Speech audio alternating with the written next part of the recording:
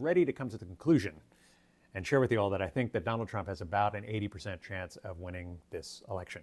I actually also think that he probably has a better than 50-50 chance of winning the popular vote, and here's why.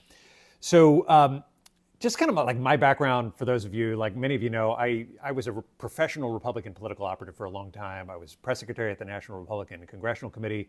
I worked for Karl Rove at the big giant Republican super PAC in the 2012 presidential election.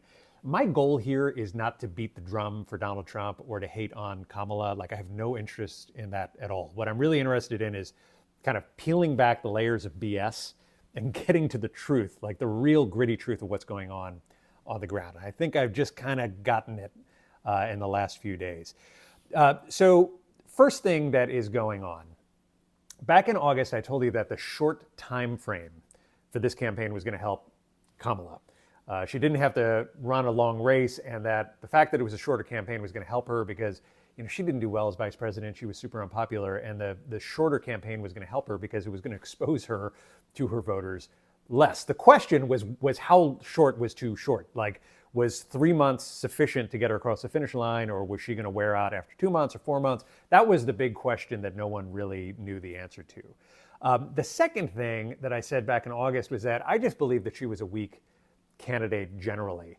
There were people back then who were making comparisons to Obama, during the Democratic convention. I thought that was a bunch of baloney. I just didn't see it. Obama was a generational type leader, and I just didn't see her as being anywhere near the same caliber of that.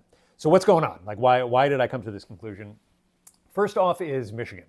If you look at the polls in Michigan over the last 3 weeks, you've seen a very slow but steady tilting toward Trump. I think this is first because of just the general deterioration of her support broadly, but I think that one thing that's really going on, there was a poll that was cited by Newsweek last week, a few days ago, that basically showed that Arab and Muslim voters in Michigan are tied between Trump and Harris. Like, why is that important? In 2020, Biden carried Arabs and Muslims in Michigan by leaps and bounds.